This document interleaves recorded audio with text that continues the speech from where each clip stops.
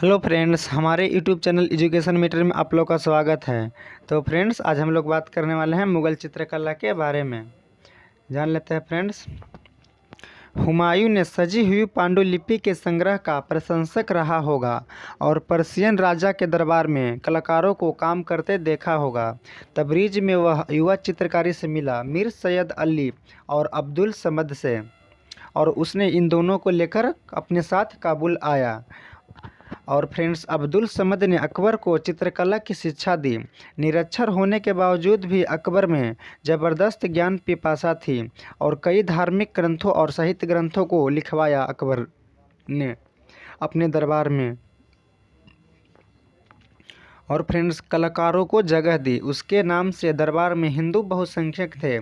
इस प्रकार अकबर के मुग़ल शैली की चित्रकारी का वास्तविक संस्थापक माना जाता है। फ्रेंड्स, प्रमुख चित्रकारों में मीर सैयद अली अब्दुल समद थे। हुमायूं की सेवा में भी थे और एक हिंदू बसवान भी थे। मीर सैयद और अब्दुल समद ने दस्तकारों के अभ्यास से पर्शियन मूर्तिकला की तकनीक का ज्ञान कराई थी। फ्रेंड्स, और कई भारतीय कलाकार थे जैसे बसवान, मिस्किनी और दसवंत को दरबारी चित्रकार के रूप में उच्च पद मिले थे। और अब्दुल फजल ने अपनी आईने अकबरी में अकबर की जीवन वृत्त की उनकी प्रशंसा की है। आईने ए अकबरी पुस्तक फ्रेंड्स अबुल फजल ने ही लिखा था और उसमें अकबर के जीवन से संबंधित है। बसवान के 12 सर्वश्रेष्ठ चित्रों का वर्णन किया गया है, जो रजमन्नमा महाभारत का चित्रण है, जिसमें मूल रूप से 69 पेज में चित्र बनाए गए हैं।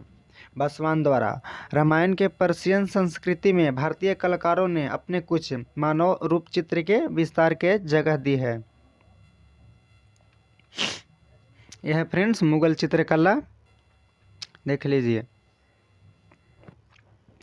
मुग़ल काल का चित्रकला है सब। राजा और रानी, एक मोर है पीछे। और फ्रेंड्स, मीर सैयद अली और अब्दुल समद के निरीक्षण में राजकीय चित्रकारों और पशुओं को संरक्षण प्रदान किया गया था। उनका पहला कार्य था फ्रेंड्स मुग़लों के चित्रों को पूरा करना आरंभ में, जिसका नाम था दस्ताने अमीर हमजा। 1550 में फ्रेंड्स हुमायूं के द्वारा प्रारंभ किया गया यह कार्य 25 वर्ष में पूरा हुआ था और सभी 1375 में चित्रशैली में निरंतर दिखाए गए हैं।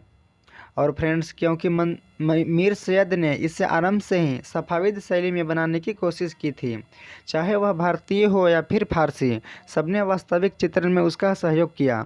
और 1580 में अकबर के दरबार में कुछ जेसुइट धर्मगुरु आए थे, जिन्होंने अकबर को बाइबिल का एक बहुवर्णीय चित्रित कॉपी दी, जिसमें धुआंनुमा चित्र बने थे। फ्रेंड्स, और सम्राट ने अपने चित्रकारों को इसकी नकल करने के लिए कहा और जल्द ही अन्य यूरोपीय चित्रकार अकबर के दरबार में लाए गए और उसका रुचिपूर्ण ढंग से किए गए परिणाम स्वरूप मुग़ल चित्रकारों ने प्रकाश और छाया का प्रयोग करना शुरू किया, ताकि चित्र में क्षितिज को और नीचे किया जा सके और आकाश को और वास्तविक रूप में बादलों के साथ और सूर्यास्त को दिखाया जा सके। फ्रेंड्स, तो 1595 के बाद मुग़ल चित्रों में पश्चिमी तकनीक का संयोजन हो चुका था। फ्रेंड्स, जिसमें त्रिविमीय चित्र का प्रारूप था, जिसमें छाया का प्रयोग और प्रभाव को सीमित करके दिखाया गया था।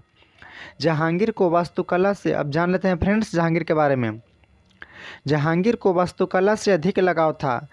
सलीम, अकबर ने जहांगीर को बचपन का नाम सलीम रखा था और जहांगीर को खोखो बाबा कह के बुलाया करता था। इसका बचपन का नाम सलीम था जहांगीर का। फ्रेंड्स, तो सलीम के रूप में अपने इलाहाबाद प्रवास के दौरान उसने कई चित्रकार को नियुक्त कर रखा था।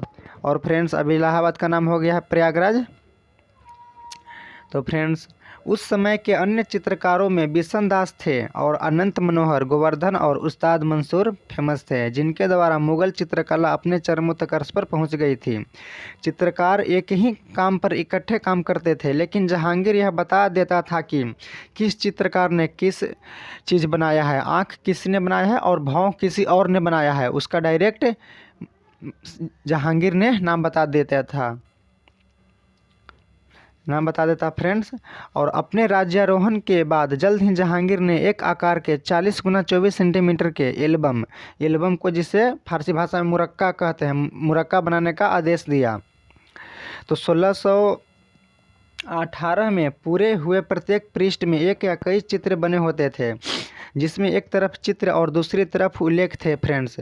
अरब डिजाइन या वनस्पतिक या जीव जंतु के सजावटी बने होते थे, और उसमें सोना भी मढ़ा होता था, जो इन चित्रों को और भी सुंदर बनाती थी। चित्रों को इस दृश्य सजाने का मूल विचार 1570 में पर्सिया से आया था, लेकिन इसे जहांगीर के काल में मान्यता मिली थी।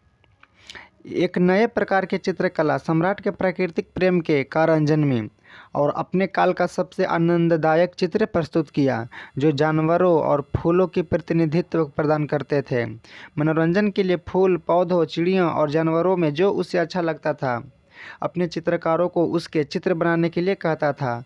सम्राट के आकर्षण को चित्र के रूप में तुझके ए जहांगीर में ढालते हैं फ्रेंड्स, जो उसके दैनिक जीवन में कई दस्तावेज पर आधारित है। और जान लेते हैं फ्रेंड्स, चेहरे के चित्र बनाने में जहांगीर ने अकबर द्वारा आरंभ किए गए विधा को पूर्णतः प्रदान की। आरंभ के रेखांचित में व्यक्ति को भवनों के सामने अंदर दिखाया जाता था। जहांगीर ने पूर्ण लंबाई में प्रजा को हरे या फिरोज के रूप में पिछले भाग में खड़ा दिखाया है, जो सिर्फ प्रारूप या 3/4 ही दिखता है। और फ्रेंड्स, अब बात कर लेते हैं शाहजहाँ के बारे में। वास्तुकला और कला में क्या रुचि था शाहजहाँ को? तो शाहजहाँ मूल रूप से वास्तुकला में ही रुचि रखता था, फिर भी उसने चित्रकला को संरक्षित किया और उच्च दस्तकारी जारी रही, लेकिन आंतरिक का अभाव था। और इसने आगरा का सबसे विश्व फेमस प्रसिद्ध ताजमहल का निर्माण करवाया, दिल्ली का लाल किला बनवाया, मोती मस्जिद बनवाया, बहुत सारा बनवाया शाहजहाँ ने। तो फ्रेंड्स, कई रात्रिकालीन दृश्यों का चित्रण भी मुगल काल में पहली बार किया गया था। शांत भावनाएं मुगल चित्रकला में आरंभिक उद्देश्य के रूप में अज्ञात थी। इस तरह का दृश्य दिखाया जाता था फ्रेंड्स। और सम्राट शाहजहाँ मयूर सिंहासन पर बैठे हैं एक अति विशिष्ट मुगल चित्रकला था, जिसमें मयूर सिंहासन को भी दिखाया गया था। अब मयूर सिंहासन खो चुका है, लेकिन समकालीनों द्वारा अति प्रशंसित था।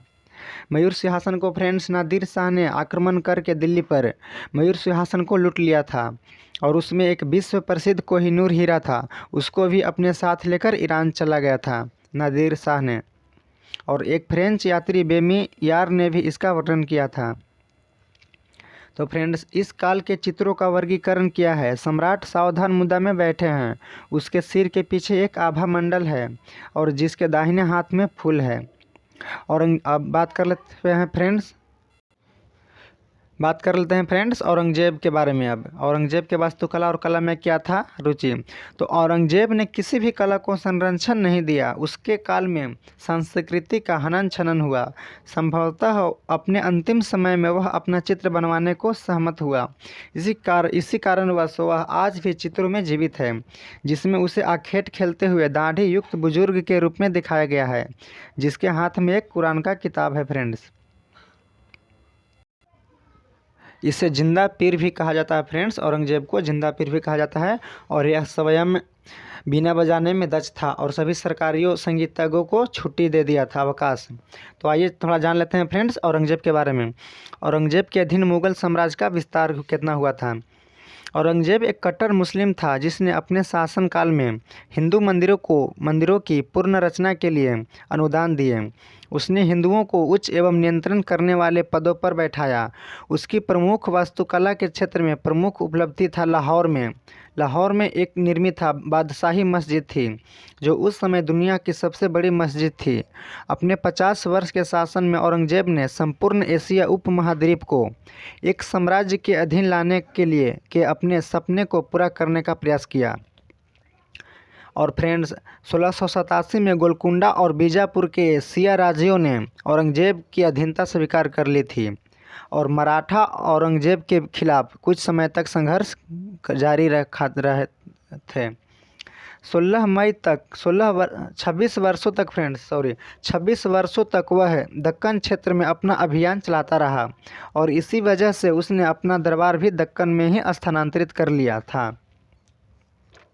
औरंगजेब के समय राज्य का विस्तार पहले के सभी विस्तारों में ज़्यादा था फ्रेंड्स, लेकिन संचार का अभाव था और संरचनात्मक संसाधनों की कमी की वजह से साम्राज्य को एक साथ रखना कठिन था। अगर दरबार दक्षिण में होता था तो विद्रोह उत्तर में हो जाता था, उसके विपरीत विद्रोह होते ही रहता था। अगर दरबार उत्तर में है तो विद्रोह दक्षिण में हो जाता था फ्रेंड्स। पूर्वजों से ज़्यादा समय के लिए शासन किया, फिर भी वह मुगल साम्राज्य के पतन को रोक नहीं सका, जो कि उसकी मृत्यु के बाद और भी तेज हो गया था फ्रेंड्स। उसने अपने किसी बेटे को भी शासन करने का प्रशिक्षण नहीं दिया था और अंततः 1858 में भारत प्रत्यक्ष रूप से अंग्रेजों के शासन के अधीन हो गया था फ्रेंड्स। तो ये था फ्रेंड्स मुगल चित्रकला के बारे में। अब मिलते हैं हम लोग फ्रेंड्स अगले वीडियो में। Thank you so much. हमारे चैनल को सब्सक्राइब कर लीजिएगा।